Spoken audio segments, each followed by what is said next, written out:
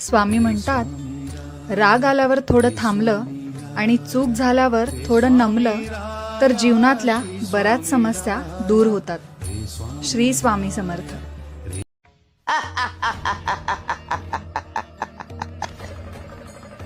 अरे ज्याला आमच्या नावाचा ध्यास लागतो तो शुद्धीत राहत नाही. आमच्या नामाची गुंगी, आमच्या नामाची धुंदी तर सर्वस्वी आमचा होऊन जातो.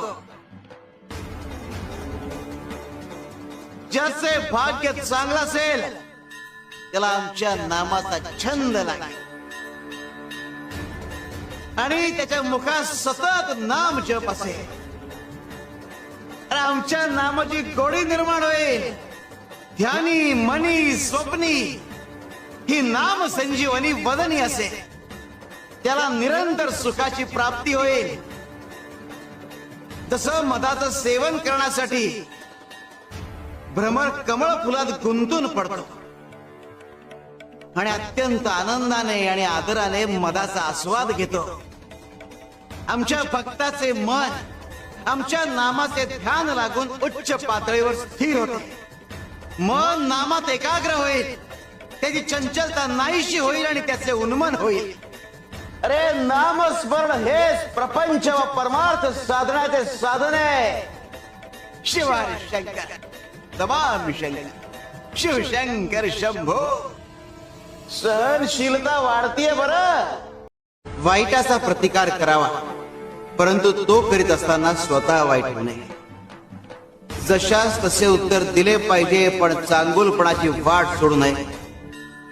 हिंसेला हिंसाच उत्तर असते असं नाही. तेव्हा दुष्टांचा सामना बुद्धीने करा.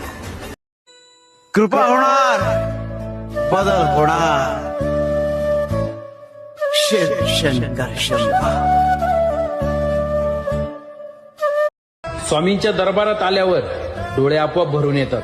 निस्वार्थी प्रेम करणाऱ्याच्या माग स्वामी कायम उभे असतात. म्हणूनच लोक यांना ब्रह्मांड नायक म्हणतात. बोला श्री स्वामी समर्थ.